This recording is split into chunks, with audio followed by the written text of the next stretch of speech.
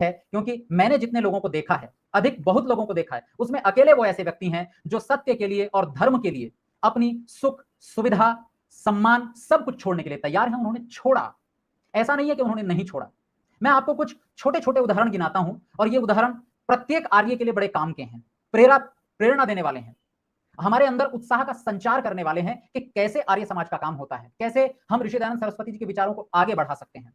ये बात उन दिनों की है जिस समय डॉक्टर धर्मवीर जी की नौकरी चली गई थी।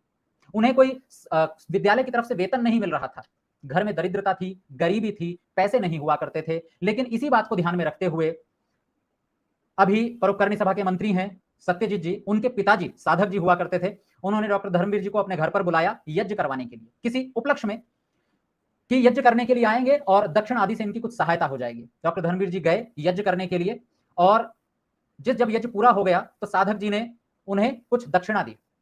आपको आश्चर्य होगा, डॉक्टर धर्मवीर जी ने वो दक्षिणा अपने पास नहीं रखी, बल्कि जो पैसे दिए थे उसमें थोड़े और पैसे जोड़ करके और वहीं के वहीं परोपकारी पत्रिका की रसीद काटकर उनको दे दी। कुछ दिनों बाद परोपकारी पत्रिका उनके घर आने लगी। उन्हें आश्चर्य हुआ, कोई व्यक्ति आखिर ऐसा कर कैसे सकता है। अगर किसी व्यक्ति के पास पैसे नहीं है, घर में पैसों की तंगी है, अगले महीने का, इस महीने का राशन कैसे आएगा इसकी कोई व्यवस्था नहीं है, और उस व्यक्ति को अपनी दक्षिणा के लिए कुछ पैसे मिलते हैं और वो उन पैसों को परोपकारी पत्रिका की रसीद काट देते हैं। इतना बड़ा ऋषि दयानंद सरस्वती जी का प्रचारक कि परोपकारी पत्रिका को लोगों के घर घर पहुंचाने के लिए इतनी ललक लगी हुई है कि वो अपने घर के लिए पैसे, जबकि उन पैसों पर उनका पूरा अधिकार था। ऐसा नहीं है कि वो पैसे उनके नहीं थे, वो दक्षिणा उनकी थी, लेकिन वो उन्होंने नहीं रखी। ठीक इसी प्रकार की एक और घटना हुई जब डॉक्टर धर्मवीर जी कहीं यज्ञ कराकर वापस आ रहे थे। उन्हें जो दक्षिणा मिली, उस दक्षिणा को लेकर वापस आते हुए उन्होंने देखा रास्ते में एक संस्था पड़ती है जिसमें अनाथ बच्चों का पालन पोषण किया जाता है और वो ऋषि दयानंद सरस्वती जी के नाम से ही संस्था चलती है, अनाथालय है, वो रास्ते में ही पड़ती है।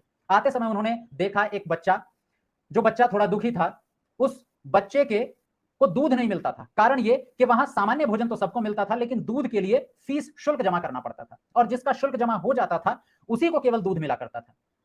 बच्चे तो डॉक्टर धर्मवीर जी के घर में भी थे, 3-3 बेटियां थी, लेकिन उन्हें उस समय उस बच्चे पर इतनी दया आई, करुणा आई कि उन्होंने अपनी दक्षिणा निकाली और उस बच्चे के दूध के पैसे जमा कर दिए।